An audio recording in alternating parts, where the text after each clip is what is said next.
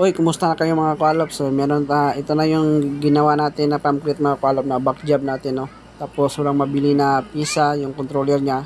So, convert natin mga kualop kasi need talaga ng may-ari nito kualop. Dami kasing bus na nakaabang, nakabooking. Ito yung controller niya sa forward reverse kualop. Kinonvert controller yan, parang module at saka electronic yan mga kualop. Kinonvert natin ng mechanical.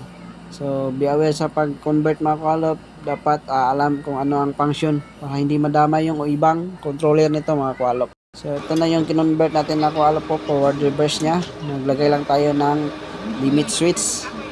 Buti yung may-ari nito mga kualop na meron siyang limit switch. So, ang tawag dyan sa dalawang kulay puti mga kualop ay limit switch yan. Yan. So, gumagana na siya kualop. So, sa mga hindi pa nakapag-subscribe yan, paki-subscribe na mga kualop and paki-support na rin sa ating YouTube channel. Okay na yung kualop.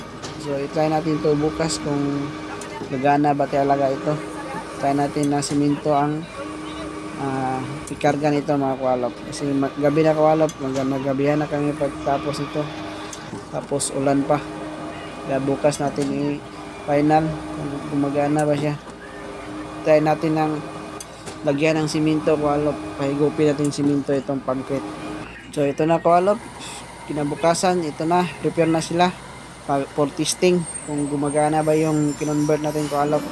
Walang mabili kasi made to order pa mga kualop, wala rin yata ito sa Manila, kaya yung may-ari order pa lang China, pero yung sa China is holiday, mga isang buwan pa, so abala.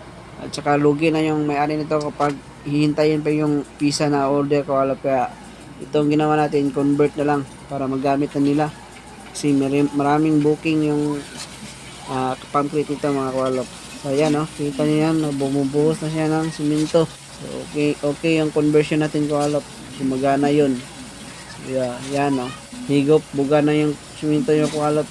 Pumping yung kualop. Buhos na yan ng siminto. So ito na yung final natin kualop.